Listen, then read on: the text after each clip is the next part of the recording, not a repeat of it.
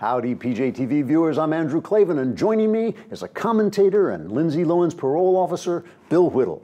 How'd you get that job? Never mind. Hard work, my friends. Welcome to a special Halloween edition of Klavan, Whittle, and You. We've selected a word association this week that's really going to scare you to pieces. Bill, are you ready? Uh-huh. Your words are Biden 2016. I'm going to carry this with me wherever I go. And also, let me just say in addition to that. One can only hope. And finally, and this is the last one, folks, I promise. Yeah, there you go. It's funny how they all fit. It's funny how they all fit, isn't it? Yeah. You know, it's hard to hate Joe Biden. I really don't. I don't ascribe to him this far-left Marxist, destroy the country, tear it down, rebuild it in our socialist image thing. I think Joe Biden's a guy who started out as a working guy, figured out that politics is the way to get all the things you never, ever, ever, ever, ever get if you're Joe Biden and you don't go into politics. Joe Biden's not going to be traveling in private jets, or Joe Biden's not going to have limousines or groupies, because Joe Biden would probably be running a Denny's if he wasn't vice president. Right? He's a Congress critter. But Joe Biden strikes me as a guy who's just a Democrat from a working class neighborhood and wants to help people. Right?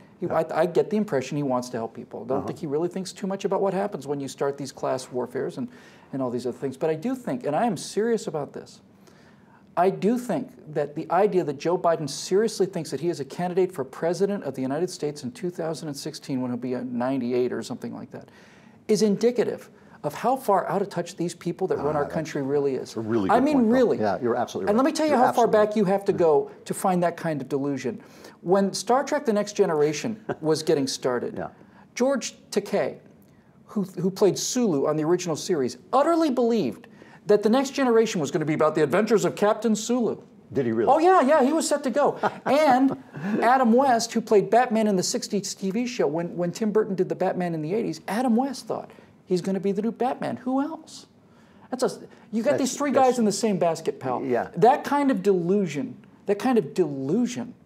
really, in all three cases, makes me question their actual fundamental sanity. It's almost sad. I mean, when he floated that, I thought, it's not almost sad. You've got to be kidding me. The only thing that I think about Joe Biden when I watch him, and I share with you, I do not feel a lot of animosity toward him. I don't think he's the destructive force that people like Pelosi and Obama are. But the only thing about him is we've spent so much time listening to the Bill Maher's of the world tell us how stupid conservatives must be to have even entertained the possibility that Sarah Palin could be one heartbeat away from the president. And they've got this guy who, if he walked into a corner of the room, would need 3 Secret Service guys to turn him around to find his way out, you know? And what are they talking about? And you keep hearing, you keep hearing in the New York Times, this is the intellectual of the party.